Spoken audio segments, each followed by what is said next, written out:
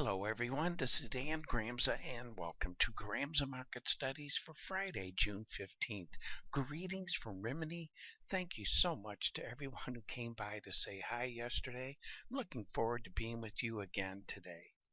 Well, the NASDAQ market gave us a nice clean move to the upside. I like this behavior. Friday's action, I'm looking for continuation. I don't think anybody wants to sell into this rally as we go into this weekend. So I'm looking for further movement to the upside. But you can see here in the euro, this market did break. Oh, I need to tell you something also about the stock indices, and that's right down here with the Dow. The Dow did trade below its bearish level. The magnitude change here in that market, to give you a feel for that, is $3,100 a contract. Now, and I don't look for follow through to the upside in the Dow.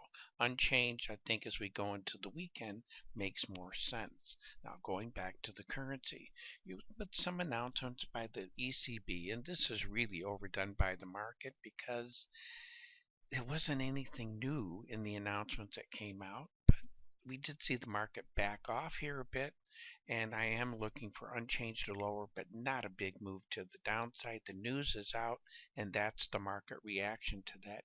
I feel the same way when it comes to, let me get it up here, when it comes to interest rates. There we go.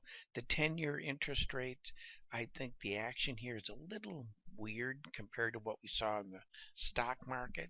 I do look for a down day on Friday in that market. Now, gold. Gold needs a reason to do something, as we've talked about. It did give us a rally, but we're seeing sellers, not buyers, really kind of supporting this market. In Asia, fairly quiet. I'm looking for more of that kind of action on Friday. I don't look for a dramatic move in that market. Crude oil's moved up. There's some issue about a couple ports in Libya being closed. I don't know if that's really enough to sustain this market.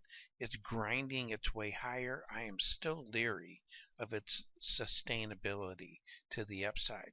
But if you look at the bearish levels on beans, we continue to work our way lower. So nothing telling us to be a buyer of soybeans. But corn traded above its bullish level before it collapsed, and the magnitude change here is $200 a contract.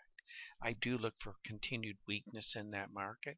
Also, look at wheat. It traded just a tad bit above its bullish level before it broke to the downside. The magnitude change here between these two levels is $500 a contract. And again, I'm looking for, in this market, not dramatic moves to the downside, but continued downward pressure and inside day for Friday.